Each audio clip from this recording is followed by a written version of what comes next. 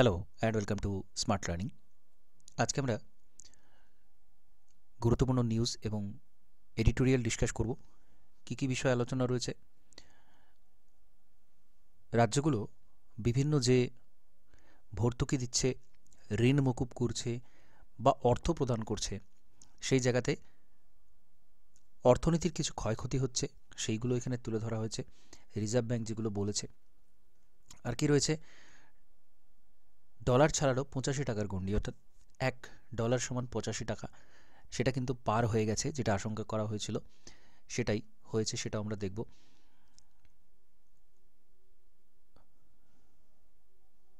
Student visa বা সাম্প্রতিক Donald Trump আসার পরে ভারতীয়দের কি সমস্যা সম্মুখীন হতে হচ্ছে ভিসা বিষয়ক, সেটা এখানে বলা রয়েছে। আন্তর্জাতিক সম্পর্কের জন্য গুরুত্বপূর্ণ এক দেশ এক ভোট, সেটা নিয়ে এখানে খুব সুন্দর ইনফরমেশন দেওয়া রয়েছে ছোট করে, সেটাও দেখে নেব।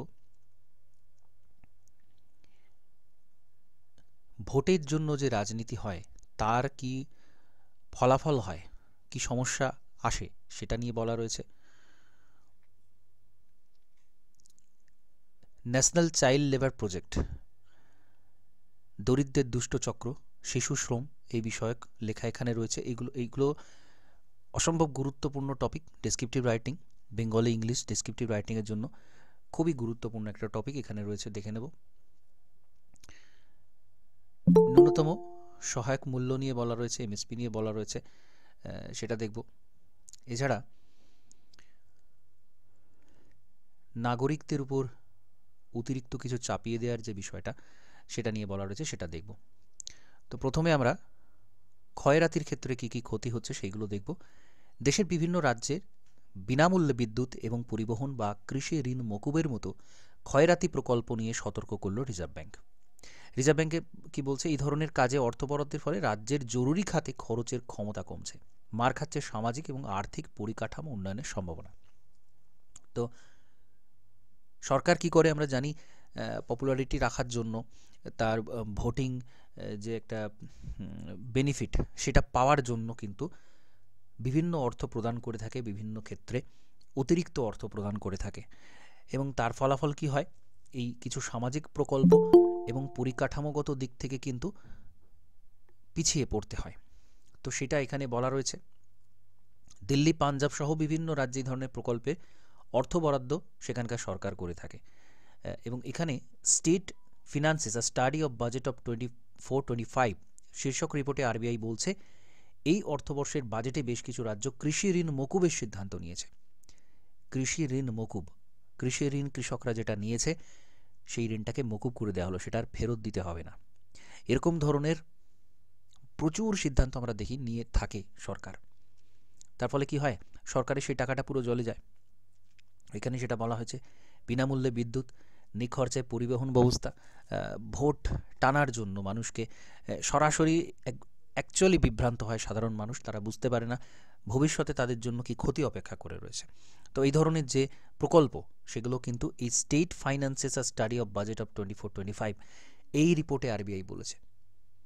বেকার যুব সম্প্রদায় এবং মহিলাদের যে ভাতা দেওয়া, এটাও কিন্তু অনেকটাই আমরা জানি। ওভারঅল এখানে অল ইন্ডিয়া বেসিসে কী সমস্যা হচ্ছে সেটা বলা রয়েছে। আমরা আমাদের রাজ্যের কথাটা জানি, কিভাবে এটা সমস্যা হয়, এবং অতিরিক্ত অর্থ যখন মার্কেটে যায় সেটা কিন্তু আবশ্যিকভাবে ইনফ্লেশন তৈরি করে, মূল্যবৃদ্ধির একটা কিন্তু বড় কারণ। তো এইগুলো এখানে সেটা বলা রয়েছে।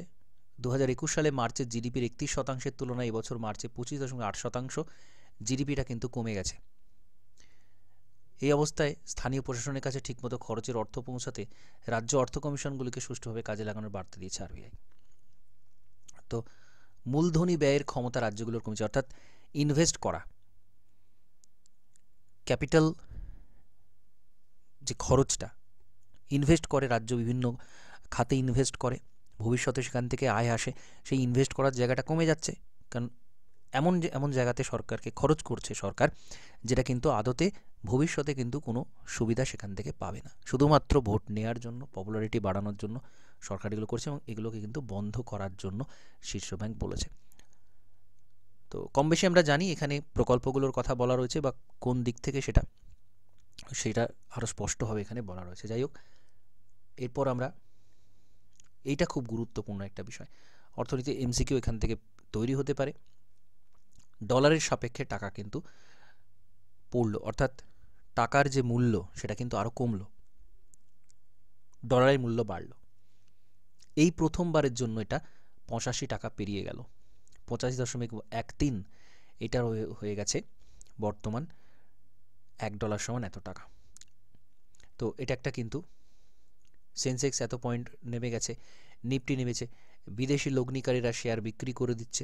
এই বিষয়গুলো আমরা এই গত কয়েকদিন ধরে আলোচনা করেছি, আমি সেই জায়গাটায় যাব না, এখানে জাস্ট এমসিকিউ হিসেবে এটা খুব গুরুত্বপূর্ণ, খুবই গুরুত্বপূর্ণ, এবং ভবিষ্যতে এটা কিন্তু খুব একটা সুফল দেবে না। টাকা কিন্তু কমজোর হয়ে যাচ্ছে, যত বেশি ডলারের চাহিদা বাড়ছে তত বেশি টাকা কিন্তু কমজোর হচ্ছে। তো এটাই গুরুত্বপূর্ণ একটা বিষয় এটা। আচ্ছা, এই যে অন্য কোনোখানে বলতে এখানে আমেরিকা যুক্তরাষ্ট্রে পড়াশোনার জন্য যে স্টুডেন্ট ভিসা সেইটা দেয়া হতো, এখানে কিন্তু তার গুরুত্বটা কমেছে। গন্তব্য পাল্টে যাচ্ছে উচ্চশিক্ষার ক্ষেত্রে, অন্যান্য দেশগুলোতে তারা যেতে চেষ্টা করছে। ডোনাল্ড ট্রাম্প ফিরছেন, অভিবাসন থেকে শুরু করে স্বাস্থ্য, চাকরি, উচ্চশিক্ষা সংক্রান্ত নীতিতে বদল আসবে। তার ফলে আমরা জানি ট্রাম্প কিন্তু কনজারভেটিভ, অসম্ভব কনজারভেটিভ। তো খুব বেশি সুযোগ বিদেশের বিভিন্ন মানুষ তারা কিন্তু পাবেন না, সেটা ব্যবসা বাণিজ্যের দিকে হোক বা ছাত্রছাত্রীদের যে সুবিধা সেগুলো কিন্তু তারা এখানে পাবেন না। ভারতীয় ছাত্ররা তাহলে কোথায় যাচ্ছে? সিঙ্গাপুর, মালয়েশিয়া, চীনের স্টুডেন্ট ভিসার চাহিদা বাড়ছে। গবেষণা কাজের যেখানে সম্ভাবনা বেশি সেই জায়গাতে কিন্তু তার চাহিদাটা ঊর্ধ্বমুখী হচ্ছে। এটা একটা বাস্তব চিত্র, বাস্তব পরিস্থিতি, এটাও একটা গুরুত্বপূর্ণ বিষয়। খুব বেশি প্রয়োজন নেই এখানে, খুব সুন্দর ইন ডিটেল আমাদের এটা দেখতে হবে। এক দেশ এক ভোট, এই বিলটা নিয়ে বিভিন্ন বিতর্ক চলছে এবং এটা কিন্তু সকলে উদ্বিগ্ন, রাজনীতিবিদ, আইনবিদ, প্রাক্তন বিচারপতি সকলে বিষয়টা নিয়ে ভাবছে। এবং এই বিল আইনে পরিণত হলে দেশের গণতান্ত্রিক নির্বাচন প্রক্রিয়ায় বড় মাপের পরিবর্তন আসবে। একই সঙ্গে লোকসভা, বিধানসভার ভোট সংগঠিত হবে, যেটা 1967 সালের পর আর কখনো সম্ভব হয়নি। 1967-তে লাস্ট লোকসভা বিধানসভা ভোট একসাথে হয়েছিল। এবং এটা করতে গেলে কি করতে হবে? সংবিধানের 82 ক নামে একটি ধারা সংশোধন করে বিলটাকে পাশ করতে হবে, যে কাজ সহজ নয়। তো এই 82 ক ধারাটাকে কিন্তু চেঞ্জ করতে হবে। এই ইনফরমেশনটা খুব গুরুত্বপূর্ণ এবং এটা নিয়ে দেখবেন প্রচুর লেখালেখি হবে, আরও অনেক বেশি সমৃদ্ধ বিভিন্ন লেখা আমরা পাবো। এবং আবশ্যিকভাবে আগামীতে ডিসক্রিপটিভ রাইটিংয়ের যত পরীক্ষা আছে, কোনো না কোনো পরীক্ষাতে বা দেখতে পাবেন দুটো পরীক্ষাতেও পরপর একই প্রশ্ন কিন্তু আসতে পারে। এটা এতটা গুরুত্বপূর্ণ। সুতরাং আমাদের এগুলো কিন্তু, এই পয়েন্টগুলো আমাদেরকে তুলে নিতে হবে, তৈরি করে নিতে হবে। তাহলে 82 ক ধারাকে সংশোধন করতে হবে এবং সংসদের 2/3 ভোটের ব্যবস্থা করে এনডিএ সরকার শেষ অবধিটি পাশ করাতে পারবে কিনা সেটা দেখা যাক।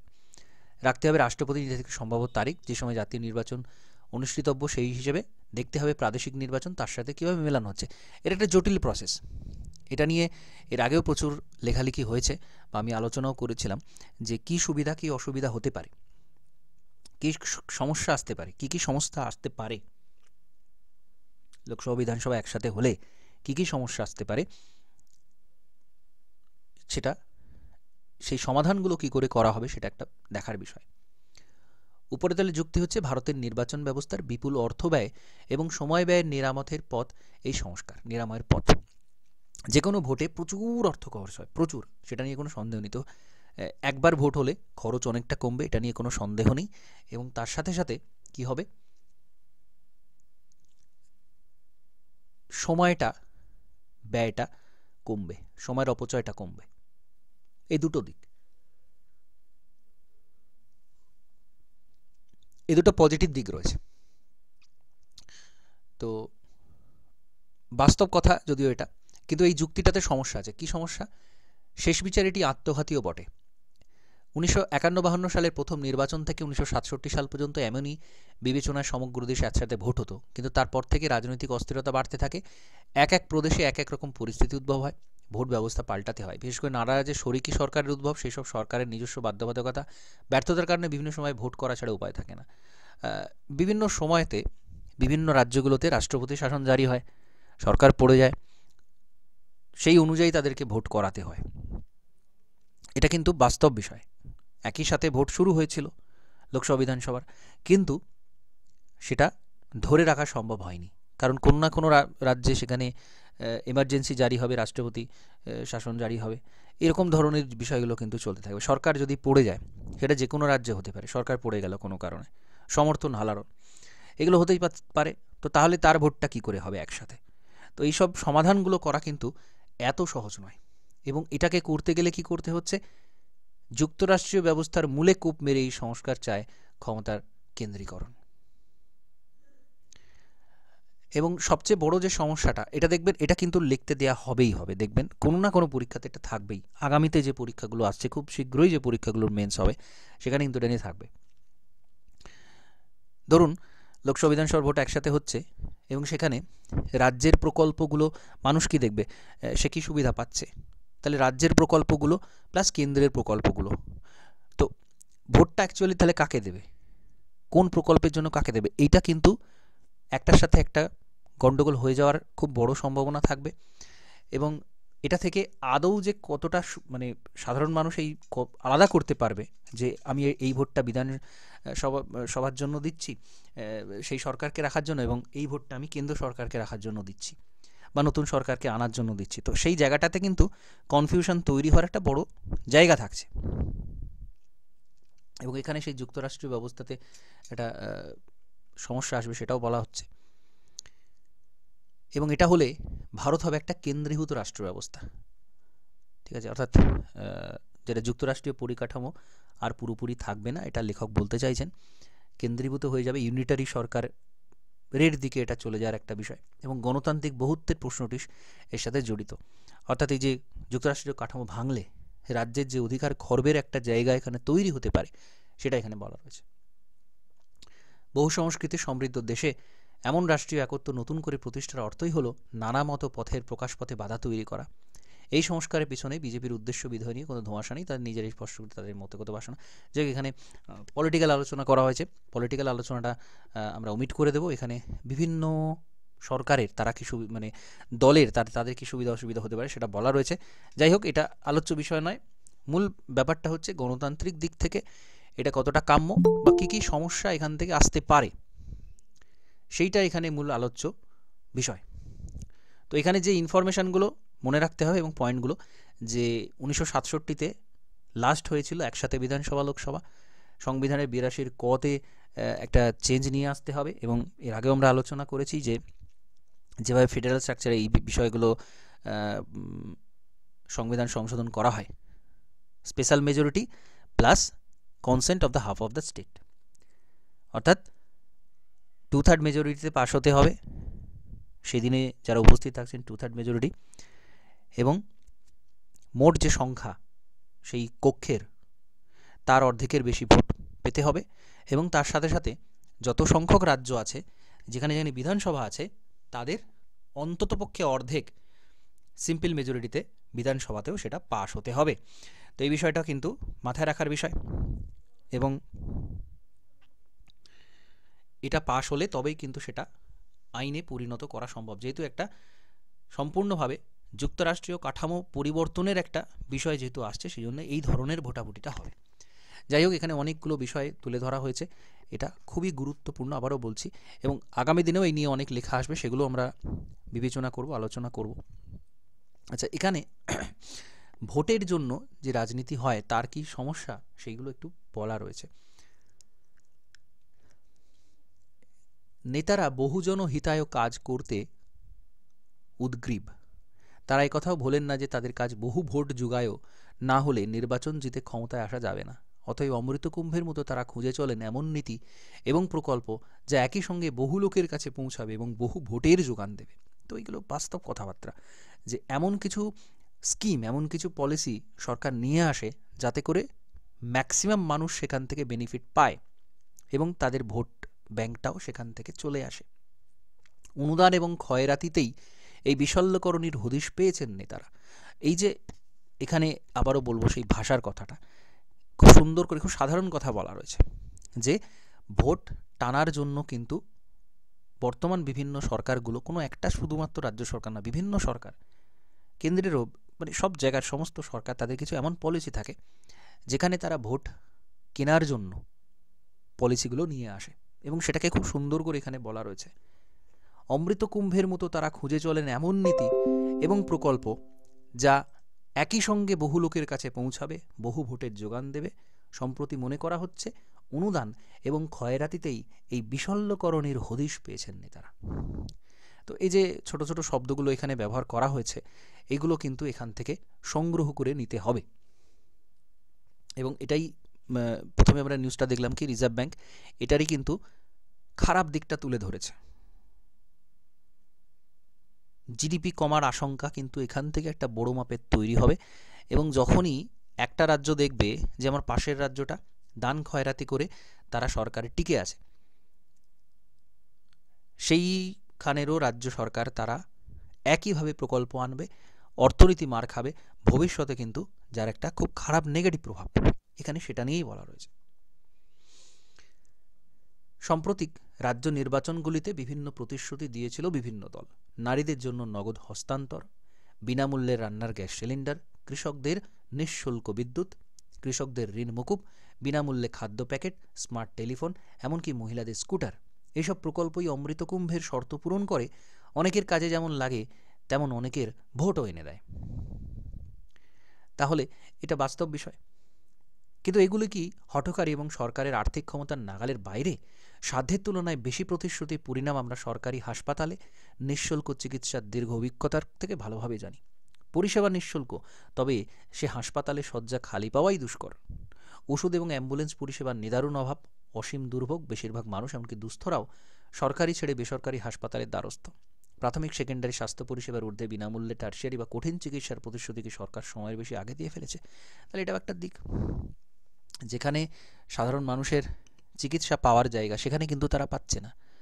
তারা একদিকে পাচ্ছে, অন্যদিকে কিন্তু তাদের পরিষেবার ঘাটতি ঠিক দিয়ে দেওয়া হচ্ছে। কারণ খুব স্বাভাবিক, সরকারের যে কোনো রাজ্য সরকারের বাজেট কিন্তু লিমিটেড।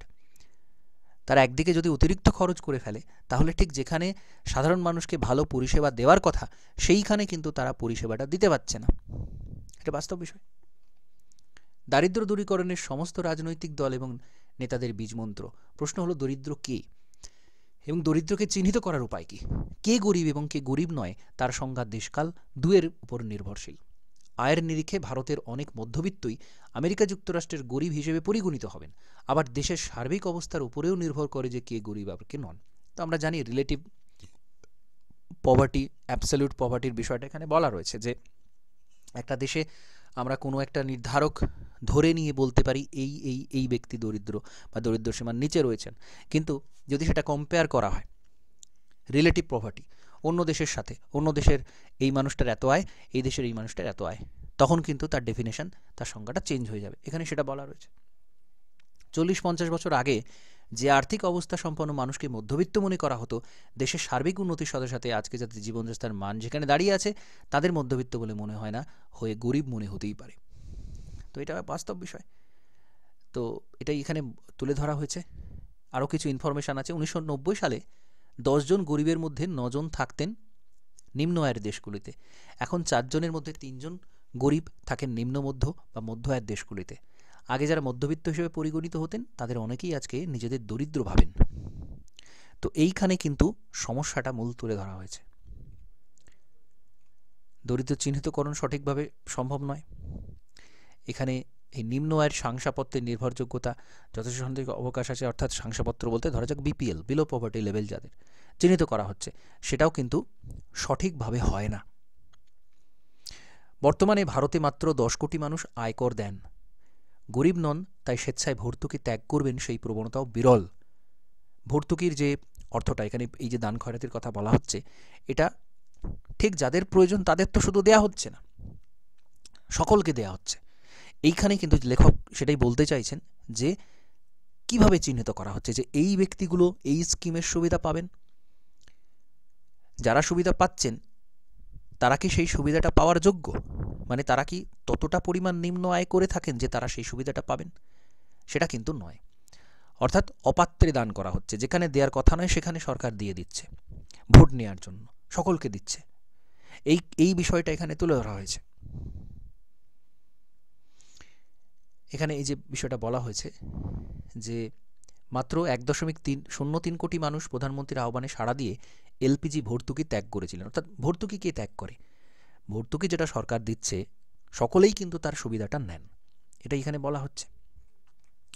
এবং এটা সাধারণ মানুষের সমস্যা নয়, এটা কিন্তু সরকার থেকেই এমনভাবে করা হয়েছে স্কিমগুলো যাতে করে প্রত্যেকে তার সুবিধা পায়, প্রত্যেকের ভোটটা তারা পায়। তো এখানে সেটা নিয়েই কিন্তু বলা হয়েছে। এবং এখানে কিন্তু স্কিমগুলোকে তুলে দেওয়ার কথা বলা হচ্ছে না, এখানে বলা হচ্ছে স্কিম থাকুক, কিন্তু সেটা ঠিক যাদের পাওয়ার কথা তারাই পাক। সরকারের যেটা অতিরিক্ত থেকে অতিরিক্ত ব্যয় সেটা কমিয়ে সঠিকভাবে যেন সেটা ইমপ্লিমেন্টেশন করা হয়, এটা কিন্তু সেই বিষয়টাকে তুলে ধরেছে। কারণ সরকারের কাজই হচ্ছে ওয়েলফেয়ার করা, যাদের প্রয়োজন তাদের কাছে পৌঁছে যাওয়া। তো এইগুলো যদি সরকার না করে, আসল কাজের কাজ যদি না করে, তাহলে কিভাবে হবে? এটাই হচ্ছে এখানে বলতে চাওয়া হচ্ছে। এবং এইখান থেকে এইগুলো কিন্তু অবশ্যই আপনারা নোট করে নেবেন। আমি যেগুলো বললাম ভাষাগুলো, ইনফরমেশনগুলো এখান থেকে নোট করে নেবেন। নেক্সট দেখব, ন্যাশনাল চাইল্ড লেবার প্রজেক্ট খাতে বরাদ্দ কমানো হয়েছে। শিশু শ্রমের সমস্যা, দারিদ্র্যের দুষ্টচক্রের মতো আর্থিক দুরবস্থা প্রজন্মের পর প্রজন্ম চলে, অর্থনৈতিক দশা না পাল্টালে শিশু শ্রম নির্মূল করা কঠিন। তো শিশু শ্রম বিষয়ক এখানে লেখা রয়েছে, এবং এটা কিন্তু যেটা প্রথমেই বললাম খুব গুরুত্বপূর্ণ। Descriptive writing, Bengali English descriptive রাইটিংয়ে কিন্তু এগুলো লিখতে দেওয়া হয়। পশ্চিমবঙ্গ শিশু শ্রমের মতো সামাজিক অভিশাপ থেকে মুক্তি পেয়েছে কিনা এই বিতর্ক উস্কে উঠছে সাম্প্রতিক রাজ্যের শ্রমমন্ত্রীর বক্তব্যে।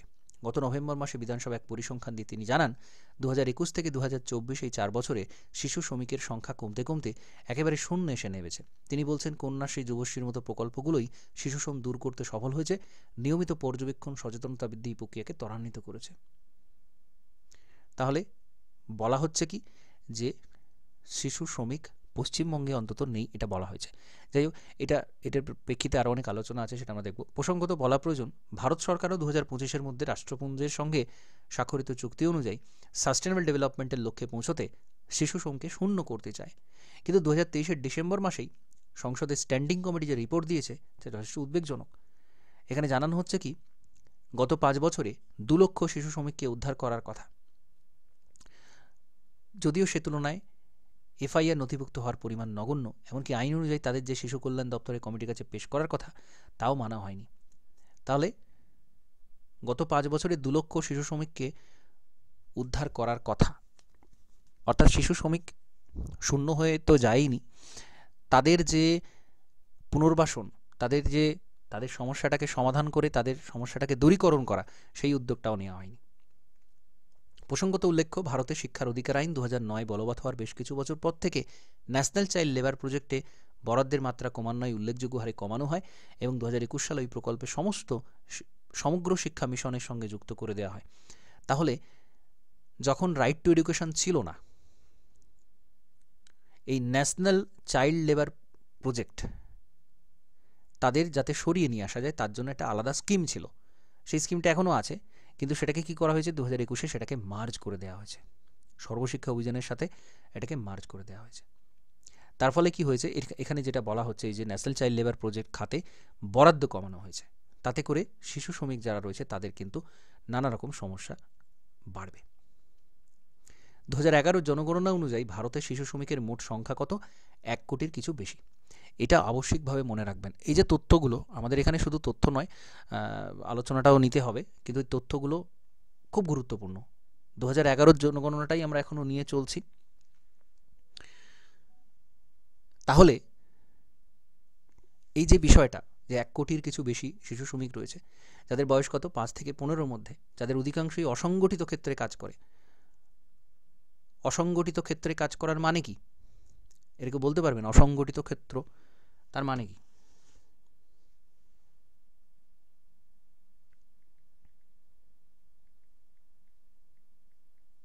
যেখানে হাজিরার ফিক্সড নাই কোনো, মানে কাজ করে কি পাবে না পাবে এর কোনো ইসে নাই, বা প্রত্যেক দিন কাজ থাকবে কি থাকবে না তারও কোনো হ্যাঁ, গ্যারান্টি নেই। একদমই তাই। এদের কোনো যে কোনো সময় এদেরকে বের করে দেওয়া হতে পারে। কোনো ফিক্সড স্যালারি নেই, কোনো কিছুই নির্দিষ্ট নেই, কতক্ষণ কাজ হবে কোনো কোনো কিছুই এখানে নির্দিষ্ট নেই। কোনো একটা নির্দিষ্ট সিস্টেমের মধ্যে তারা নেই, অসংগঠিত ক্ষেত্র। তো সেই ক্ষেত্রেই কিন্তু মূলত এরা নিযুক্ত, এটাই বলতে চাওয়া হয়েছে। গ্যারাজ, ইটভাটা, গৃহ নির্মাণ প্রকল্প। সংসদের স্ট্যান্ডিং কমিটির ডেবেটে বলা হয়েছে, অর্থনৈতিক অবস্থার উন্নতি না করতে পারলে শিশু শ্রম নির্মূল করাই মুশকিল। কোনো কোনো অর্থনীতিবিদে এটা অনেকটাই দারিদ্র্যের দুষ্টচক্রের মতো। বাবা মা দরিদ্র, অশিক্ষিত বলে বড় পরিবারের দায় সামলাতে শিশুদের কাজের বাজারে নামতে হয়, তাদের পুষ্টিসহ অন্যান্য বৃদ্ধি ব্যাহত হয়। সে অদক্ষ এবং রুগ্ন শ্রমিক হিসেবেই কাজের বাজারে থেকে যায়, আজীবন দরিদ্রের বোঝা বয়ে বেড়ায় এবং পরবর্তী প্রজন্ম সেই দরিদ্র ছড়িয়ে পড়ে। এই যে দরিদ্রের দুষ্টচক্র, চক্রাকারে চলছে। একটা প্রজন্ম দারিদ্র, এবং সেই দারিদ্রের কারণে পরের প্রজন্মটাও কিন্তু দারিদ্রের মধ্যে রয়ে গেছে। এইটা এখানে দারিদ্রের দুষ্টচক্র বলা হচ্ছে। তাহলে এইভাবে কিন্তু এটা চলছে, এটা একটা দিক। এবং আবারও বলছি, শিশু শ্রম নিয়ে কিন্তু প্রচুর লেখা লিখতে দেওয়া হয়। এখানে খুব গুরুত্বপূর্ণ সেই পয়েন্টগুলো তুলে ধরা হয়েছে, গুরুত্বপূর্ণ তথ্য তুলে ধরা হয়েছে, এগুলো কিন্তু মনে রাখবেন।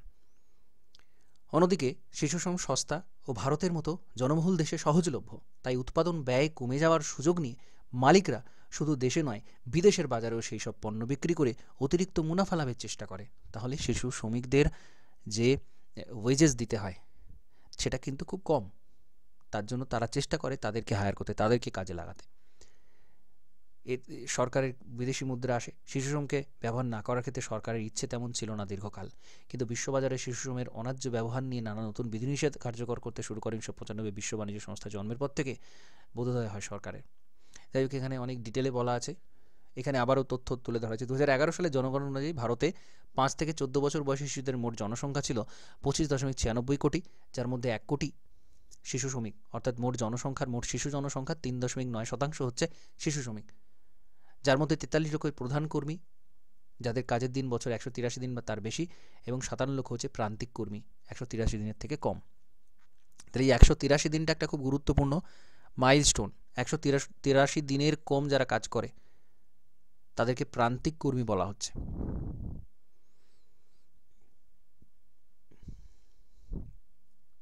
আরও কিছু তথ্য বলা আছে। এই প্রান্তিক কর্মীদের আবার সরকারিভাবে শিশু শ্রমের মধ্যে গণ্য করা হয় না। যারা 183 দিনের কম কাজ করছে তাদেরকে আবার শিশু শ্রমিক হিসেবে গণ্য করা হচ্ছে না, যেহেতু তারা কম সময় কাজ করছে। এছাড়া ভারতে 4 কোটিরও বেশি শিশু বিদ্যালয়ে বাইরে রয়েছে। 4 কোটিরও বেশি শিশু যারা বিদ্যালয়ে যাচ্ছে না, যা আরেক চিন্তার বিষয়। আসার কথা একটাই, 2001 থেকে 11 সালের মধ্যে শিশু শ্রমের ঘটনা জাতীয় স্তরে কমেছে, কিন্তু এই হ্রাস মূলত গ্রামীণ এলাকায় বেশি লক্ষ্য করা গেছে, শহরাঞ্চলে শিশু কর্মীর সংখ্যা বেড়েছে। তো এগুলো বাস্তব বিষয়।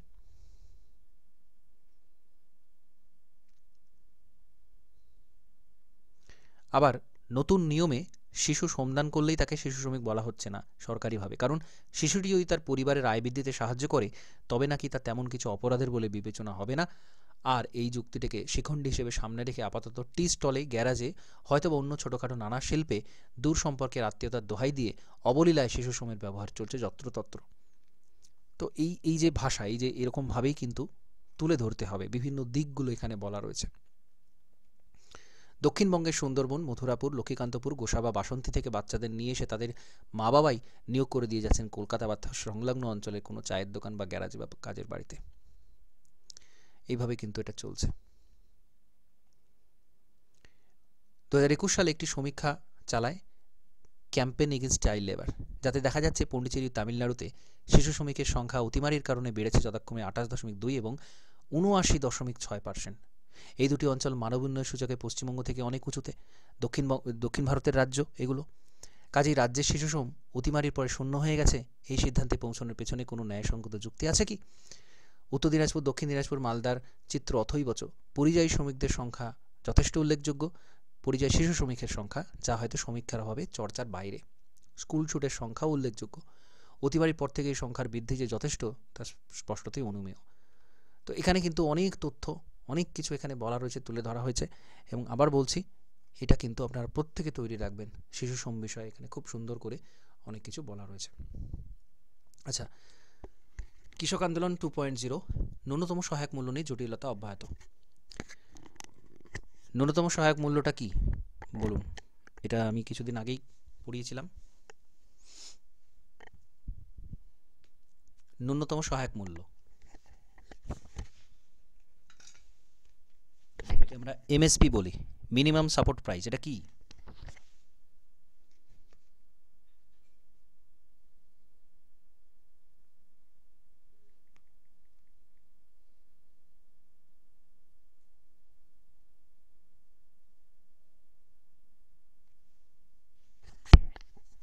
হ্যালো,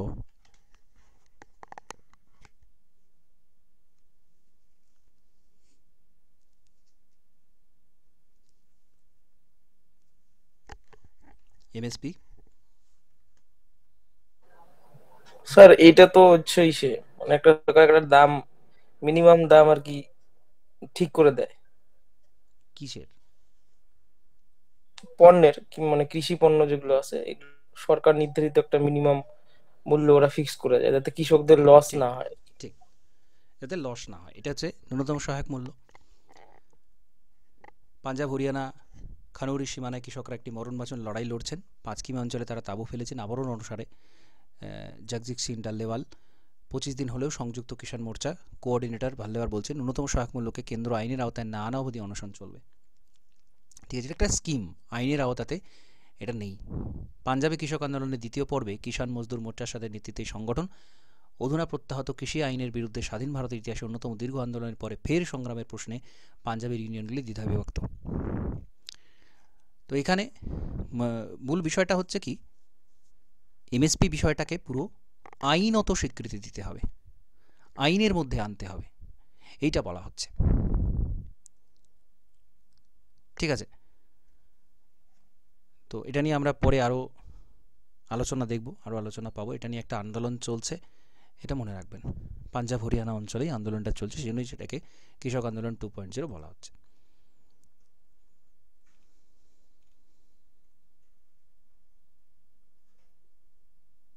অধিকার বুঝে নেওয়ার এটা খুব গুরুত্বপূর্ণ একটা বিষয়। যাই হোক, এটা কি বলা হচ্ছে আমরা দেখব। সরকারের তরফ থেকে নাগরিকদের উপর কোনো কিছু চাপিয়ে দেওয়া অন্যায়। অমানবিক আইনের বোঝা একটা সময় পরে গণপ্রতিরোধের কারণ হয়ে দাঁড়ায়। মানুষ একটা পর্যায় অবধি অনেকখানি অন্যায় মেনে নেয়, সন্তান পরিবারের নিরাপত্তা, ঝামেলায় না জড়ানো, কোনো মতে বেঁচে থাকা ইত্যাদির স্বার্থে। কয়েক দশক যাবৎ পশ্চিম এশিয়া জুড়ে মানুষকে একনাগাড়ে রক্তক্ষয়ী সমস্যায় জড়িয়েছে যুদ্ধবাজ সরকারগুলো, নয়তো তেলের খোঁজে থাকা ক্ষমতাবান আসন পাকা করতে মরিয়া পশ্চিমী শক্তিগুলো। তো এখানে এই যে যুদ্ধ, সরকার, যুদ্ধ কারা কারা জড়ায়? সাধারণ মানুষ কিন্তু দেখবেন যুদ্ধের বিরোধী তারা সবসময়তেই, সেটা উন্নত দেশ হোক অনুন্নত দেশ হোক, তারা কিন্তু যুদ্ধের বিরোধী। তো সেইখানে সাধারণ মানুষকে এগিয়ে আসতে হবে, তাহলে কিন্তু সরকার মানতে বাধ্য থাকবে। এই বিষয়টা খুব গুরুত্বপূর্ণ, কারণ আমরা দেখব মধ্যপ্রাচ্যে বিভিন্ন জায়গাতে সারা বিশ্ব জুড়ে যুদ্ধ চলছে বা যুদ্ধের পরিস্থিতি তৈরি হয়ে আছে। সুতরাং এই অধিকার বুঝে নেওয়ার প্রশ্নটা কিন্তু সাধারণ নাগরিকের। এটা এখানে বলতে চাওয়া হচ্ছে। যুদ্ধ নিয়েও দেখবেন বিভিন্ন লেখা কিন্তু দেওয়া হতে পারে, যেহেতু চলছে, এগুলো খুব কারেন্ট বিষয় নিয়ে কিন্তু লিখতে দেওয়া হবে।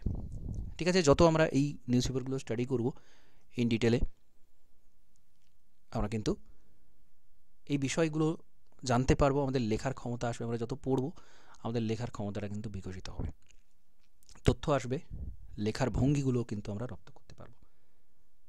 ঠিক আছে, তো আজকের এই ডিসকাশনটা এখানে কমপ্লিট করছি।